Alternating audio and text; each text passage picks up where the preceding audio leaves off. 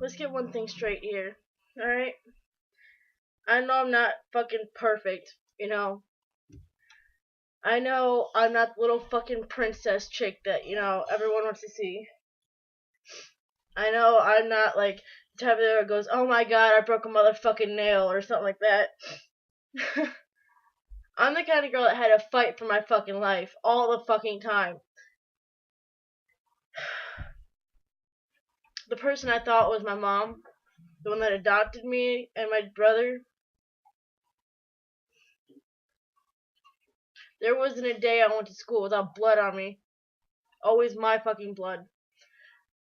My bus driver had to stay at my stop sign down at the end of my road long enough so I could wipe off the blood and cover up my bruises before the kids at the trailer park get on the bus, so they couldn't say anything to report this. Because once it got reported, my ass would have been in more trouble.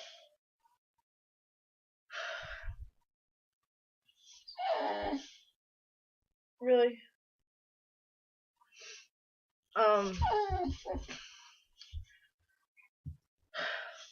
There was a couple of times where children's services came out to the house where me and my brother and adopted mom lived, and we had to lie through it. And then once the children's services left, we got beat even more because they were out at the house. We didn't tell anybody. It was our teachers that suspected something was wrong because we weren't acting right. I wore sweatshirts year round, even when it was 110 degrees outside. I had a fucking sweatshirt on. Why? To cover up all my fucking scars from Cindy. Even when I go out in the sun now, they're the first things to tan. And what do? I cover them up because I'm so ashamed that I was too little to protect myself. Okay? I was too worried about protecting Casey. Even when we were younger and before we lived with Cindy, I was always protecting Casey.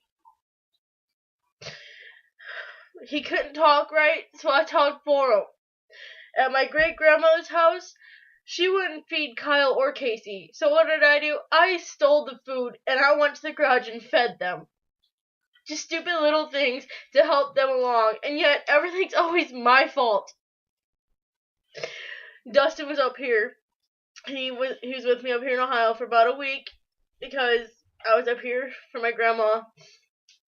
And then Cindy told me to tell him to leave. She didn't like him. Nobody liked him here. And it's my fault because I was scared to tell her no, I want to keep him here. So it's my fault that he had to fucking leave. I tried to explain to him a million fucking times that Cindy told me to tell him to go. But it's always my fucking fault because I'm still scared of that fucking bitch because you never know what she's done. She's the one that kicked me out when I was fucking pregnant. She's the one that fucking canceled my doctor's appointment that would have saved my baby's life.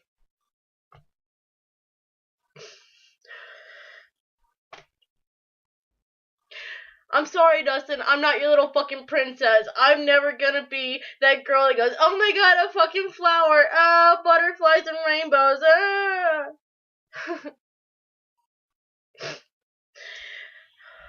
I don't know what it's like to not fight for my fucking life. I don't know what it's like to not work for something to get it. Okay? I don't know what a free handout is. I don't know what a happy fucking family is. I don't even know what a fucking mother's supposed to act like. Okay? I'm fucking sorry. Do you know I still love you, even though you're so fucking mean? Some days you pretend I don't exist. Do you know how that makes me feel? If you only knew what they've done to me, maybe you would pretend that you might care. Maybe just a little bit more, but no, it's always been about you. I'm sorry. I didn't mean to go all off like that, but since the internet is my fucking diary, I might as well just upload it.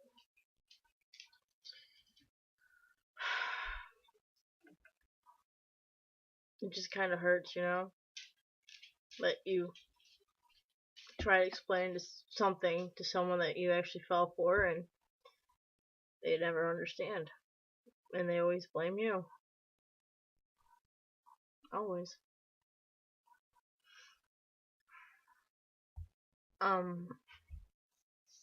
Dustin, I do fucking love you. But I'm not changing. I'm never gonna be that fucking princess you want. I'm never gonna,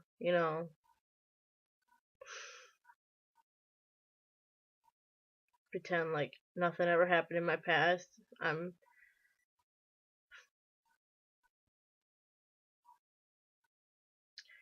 Most time when I'm all hyper and shit, it's because I'm trying not to fucking cry or go off on a fucking anger spree and do something stupid. I tried to explain this to you many times, but I guess words aren't enough. I thought you said you changed. I thought you said that you're more understanding now, but we fight still over shit that we talked about how many months ago? And what's tomorrow? It was gonna be our 10th month anniversary or something?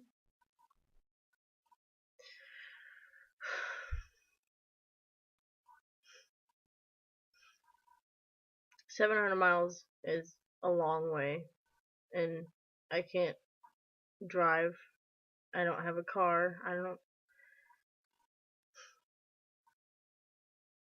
don't think you'll ever have a car or job. I don't really know what I'm trying to say. It's just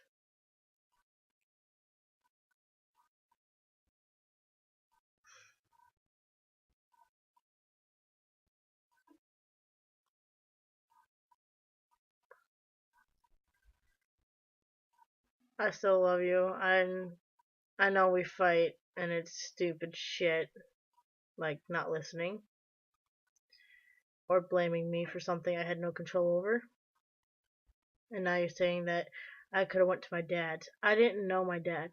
I didn't know him enough to be like, oh hey, I'm moving in. Those things take time. I spent 8 years looking for my family, my real family, because I was thinking maybe, oh, my biological family will care for me. Well, I found out my mother's a piece of shit. My dad's trying to make up for lost time and shit, but at that time I wasn't ready to go, hey dad, I'm moving in now, okay, thanks.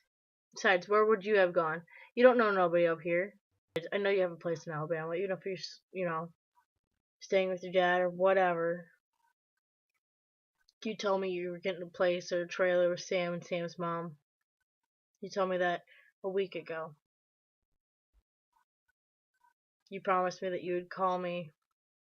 You kept on saying I'll call you tomorrow. It's been almost a week. It's fine.